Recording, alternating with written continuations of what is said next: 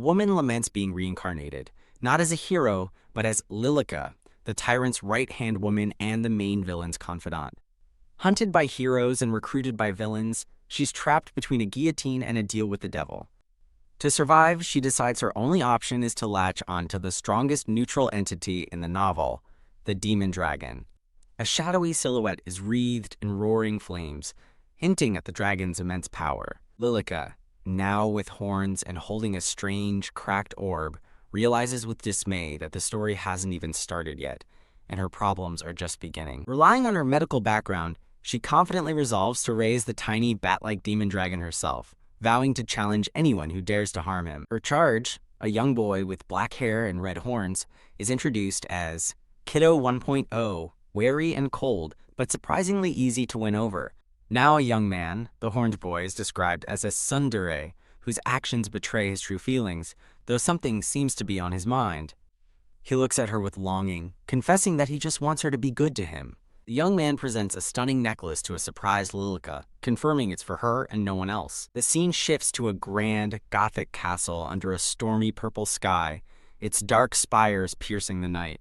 A woman with glasses and dark hair announces Lady Lillica's arrival in a grand hall, where Lillica is told an envoy from Lord Bloodwolf awaits. Lillica questions why the Bloodwolf pack traveled thousands of miles just to see her, as a massive black beast with fangs is shown against a sunset. The envoy with glasses explains that on the continent of Acacia, Lord Bloodwolf intends to correct the injustice of weak humans holding the best lands, and invites Lillica to join him in forging a new continent.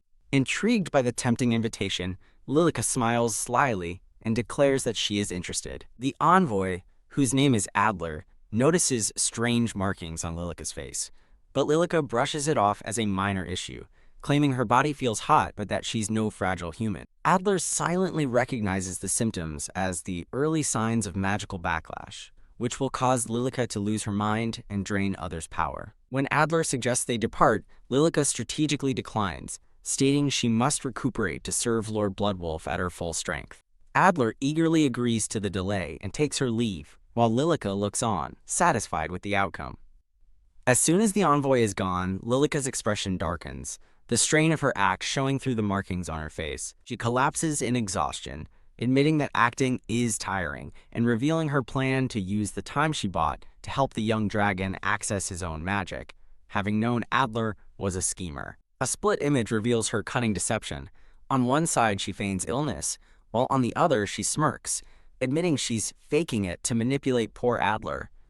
Triumphant, Lillica flops onto a chaise lounge, deciding her brilliant performance deserves a sweet reward. She rings a bell, calling for Alice, and a maid with brown hair promptly appears to serve her. Alice brings the afternoon tea, and Lillica playfully asks what treats have been prepared for her. With a mysterious smile, Alice presents a covered dish, telling her mistress she'll have to see for herself, much to Lillica's delight. Crash! The peaceful moment shatters as Alice lunges at Lillica with a dagger, screaming, "Die, Shadow Witch!" Clang! The weapon is knocked away as Alice falls, and a cold-eyed Lillica looks down at her fallen maid. Alice glares up with pure hatred, calling Lillica a cruel witch, and asking if she'd want a shriveled human like her dead, leaving Lillica stunned by the outburst. In a quiet, chilling tone, Lillica simply tells Alice that if her hatred runs so deep, she is free to leave. Alice spits back defiantly, calling her a scheming witch. Proclaiming she'd rather die than be captured, Alice moves to take her own life, but Lillica reaches out in alarm, pleading with her to stop. A single drop of blood splatters across Lillica's shocked face. She reflects on her past life as a medical student, explaining how complaining about a villainess named Lillica in a novel led to her being reincarnated as that very character. In the original story, the Shadow Witch was a cruel warmonger, depicted standing over a field of fire and bones. She grew her power by devouring the souls of the dead, and was the loyal partner of the main villain, Lord Bloodwolf. But as good always triumphs over evil, the original Lillica was ultimately destroyed by the story's heroes. The new Lillica, exhausted and stressed, reveals that in just half a month, she's been courted by 5 demon factions and survived 4 human assassination attempts. She's torn, with a tiny angel and devil representing her internal struggle. Her conscience forbids joining the villains, but her identity blocks her from the heroes. She thoughtfully considers her dilemma, wondering if there might be a third option, a faction that is both powerful and neutral. A massive purple explosion rips through a dark forest at night. The shockwave of the blast radiates outwards through the trees. In the aftermath, a small horned boy with black hair and demonic claws stands amidst swirling red energy, his clothes torn. A hulking tiger man with glowing red eyes emerges from the shadows, declaring he has finally found the boy. The tiger man vows to defeat the boy to become the strongest in the world, while the boy glares back, ready for the challenge. The boy is thrown through the air by a powerful attack, the force of the blow reflected in his wide eyes. With impressive agility, the boy flips through the air to dodge the tiger man's furious lunge. The boy scoffs at his opponent's failed attack and unleashes a powerful blast of dragon flame. Oh, woo! In a comical scene, the tiger man looks unimpressed by the tiny flame, asking, "Is that all you've got?" as the small boy shouts in frustration. The tiger man laughs maniacally, mocking the boy for possessing supreme magic while having awakened less than 1% of his power, declaring it the perfect chance to devour him. The horned boy screams as he is blasted backward by the tiger man's overwhelming purple energy attack. A woman with long white hair and a dark, elegant dress appears, holding a glowing staff and chiding someone for picking on the weak. With a menacing grin, she warns that such bullying comes with a severe punishment, while the horned boy below wonders if her immense power is a new threat. Returning to the present, she stands over the fallen boy in the moonlit forest and gently offers to help him up. The boy is suspicious, thinking that while he doesn't sense killing intent, he dislikes her and believes pretty women are always ill-tempered. The boy calls out to her, trying to stall his escape, while she offers to heal him or give him a hug, both of which he flatly refuses. Undeterred, the woman smiles and offers to walk him home instead. The boy bluntly tells her she's noisy, leaving her comically stunned and speechless.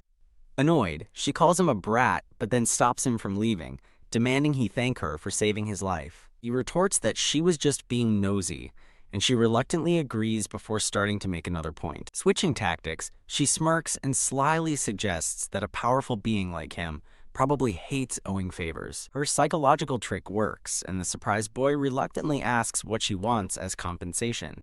Her request is unexpected. "Can I touch your tail?"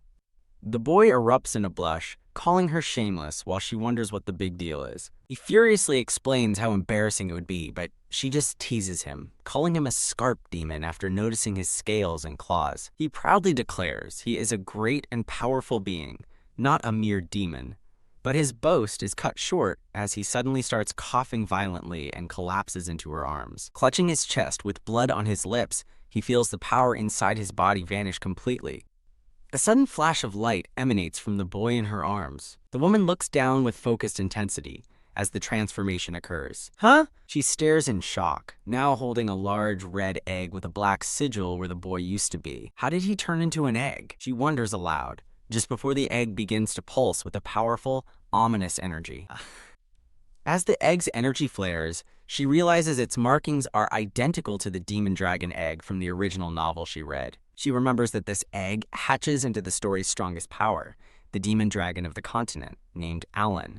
The reality of her situation hits her, and she lets out a panicked, silent scream. Composing herself, she decides she needs answers and summons the guardian of the Mirror Lake Forest in her capacity as the Shadow Witch, an elderly, horned guardian with a long white beard and a wooden staff materializes before her in a swirl of leaves. The guardian bows respectfully, introducing himself and asking how he may serve her grace. Holding up the egg, Lillica demands information, and the guardian reveals it is the new demon dragon, left behind by its predecessor a month ago.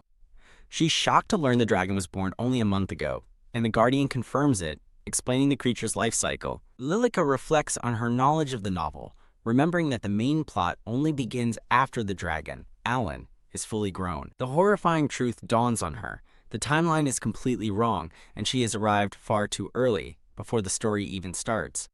She questions the guardian about the dragon's weakness, and he explains it's part of their power inheritance process. The guardian elaborates that a young dragon's body can't handle its predecessor's immense power, so most of it remains dormant. He explains their power awakens as they grow, and a defense mechanism reverts them to an egg to deflect attacks they can't handle. Realizing this is why the Tiger Man's attack didn't harm her, she stares at the undeveloped dragon egg and wonders what she's supposed to do with it now. The scene shifts to a grand Gothic castle illuminated by a purple, starry night sky. Upon her return, the castle butler Norwit greets her grace. Norwit mistakes the egg for a dinner ingredient, but Lillica corrects him, gazing at it fondly and calling it her good investment and future lifeline. She confidently resolves to raise the demon dragon herself in exchange for his future protection, but she faces one small problem. She has absolutely no idea how to hatch a dragon egg. For plan A, she attempts to channel her magical energy into the egg, but it forcefully rejects her power. Frustrated by the failure, she slumps over and wonders if there's something wrong with her. On to plan B, she decides to hatch it the old-fashioned way, like a chicken. Bam! The egg violently throws her off in protest. Annoyed that the egg perceived her help as an attack, she concludes there's only one method left. Her last resort is hatching with love, but her tender moment is interrupted by Norwit arriving with her dessert. Caught in the act, she frantically tries to explain to a bewildered Norwit that she's just trying to hatch the egg with love, swearing she isn't a creep. Norwit calmly suggests she sing Gentle Moonlight, a traditional song used to build a connection with a life yet to be born. Delighted by the idea, she eagerly asks Norwit to teach her the song. As she begins to sing to the egg, Norwit watches with a pained, stoic expression, enduring her less-than-perfect melody. Lillica cheerfully thanks Norwit as he presents her with a new hat before taking his leave. As she gently holds the egg under the starry night sky, she begins to sing a soft lullaby. The gentle lullaby continues through the quiet night. Tucked into bed with the precious egg, Lillica sings a song of a mother's watchful love lasting until the morning light. Her heartfelt song about a mother's light echoes through the night as she gazes lovingly at the egg. As morning dawns, a weary but hopeful Lillica has fallen asleep. She awakens to find the egg gone, replaced by a small, black-haired demon boy sleeping peacefully in her arms. Still sleepy, she realizes with a jolt of excitement that the egg has finally hatched, and her joyful scream wakes the startled boy. The newly hatched boy grumbles internally about how noisy she is. As Lillica beams down at him, the boy looks up in surprise, a silent exclamation marking his confusion. Lillica laughs, relieved to realize that his memory is intact and he still recognizes her. Standing defiantly, the boy declares that he doesn't need anyone to take care of him and prepares to leave. But Lillica quickly stops him, grabbing his shirt and insisting he can't go just yet. With glowing red eyes, he questions her, and she explains he's still too weak after hatching and needs to rest. He begins to struggle against her grip, his stomach growling loudly as he tries to speak. A loud growl from his stomach interrupts his angry demand to be let go. He gives her a defiant, pouting glare, his pride warring with his obvious hunger. A clever idea strikes Lillica as she looks at the confused boy. Taking his hand, she cheerfully tells him to follow her. She leads him through the castle to a lavishly decorated dining room. Seating him before a grand spread of desserts, she warmly invites him to eat before he goes. With a pout, he turns his head away, insisting he doesn't need her food. With a sly grin, Lillica teases him, asking if he's perhaps scared to eat. Outraged by the insinuation, he snatches a piece of meat and takes a large bite, declaring her accusation ridiculous. Watching him eat, she muses that although he's a demon dragon, his mind is still that of a child and must be treated as such. After finishing his plate, he announces that he is leaving now.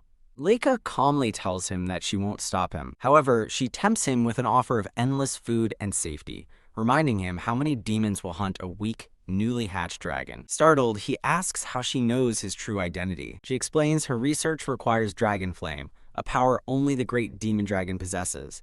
Blushing, the boy concedes her point is true, much to her delight. Lillica proposes a deal, her protection in exchange for his dragon flame for her research. When she adds that he can end the deal anytime, he realizes it's a good offer, giving him the safe haven he needs to grow stronger. Lillica inwardly celebrates her successful manipulation, knowing a deal gives him a sense of control that will keep him compliant. A regal portrait of Lillica illustrates her cleverness, reflecting on the many tricks humans use. With their agreement settled, Lillica decides they should properly get to know one another. She cheerfully introduces herself as Lillica and asks for his name. He looks away sadly, admitting he doesn't have a name. Lillica explains the importance of names, saying every unique being needs one for identification. A painful memory surfaces of his mother dying the moment he was born. He recalls his father's other family, believing such a pitiful creature as himself was never worthy of a name. Taking his hands gently, Lillica smiles and declares that she will give him a name. Tisk. He scoffs as she playfully pats his head. A promotional title card shows Lillica offering an apple to the small demon boy. She suggests the name Alan, admitting it's a name she grew to like while reading a novel. Alan observes that she sounds like she's smiling when she says his new name. He places a hand over his heart, thinking to himself that Alan actually sounds quite good. With the name settled, Lillica smiles to herself, thinking the next step is to raise him into... Lillica excitedly declares the start of her nurturing project, while a tiny cat-like Alan shivers with a bad feeling. Now a small child again. Alan warily asks Lillica where she is taking him as she leads him through a moonlit garden. Announcing their arrival, she gestures to a glowing pool of water, which Alan correctly identifies as a cold spring. With a bright, cheerful smile, Lillica eagerly asks him if he wants to take a dip. Alan reluctantly agrees, deciding he might as well try it since they're already there. After he asks her to turn around, Lillica happily complies, promising to wait while he has fun. Splash! A large spray of water erupts as he jumps into the spring. Wading into the water, Alan sighs in contentment, admitting how comfortable it feels. After resolving to be nicer, Lillica suddenly lunges forward.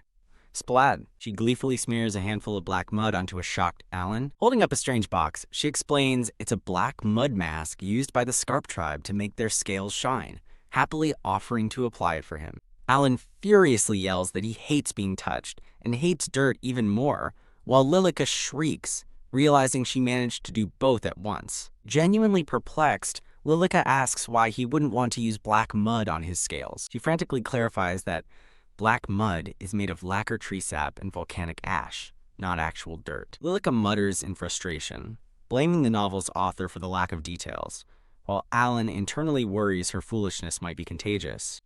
He stands under the moonlight, resolving that it's fine, as the full moon will awaken the power sealed inside him. He determines that after his power awakens, he'll be strong enough to protect himself and can finally escape. Meanwhile, Lillica smiles slyly, realizing she'll need to get creative if she wants to keep him around. Sensing her strange mood, Alan approaches from behind and asks what's wrong with her. Putting on a somber face, she apologizes for the mud and dismisses him, saying she has something to do and that he should head back alone. A large, dark butterfly with a skull pattern on its wings flits across the night sky. Lillica stands alone in the garden as a swarm of the ominous butterflies gathers around her. Her expression turns grim as she senses the butterflies are undead spirits, lamenting how many families must have been torn apart. Peeking from behind a pillar, Alan secretly watches her with a look of concern.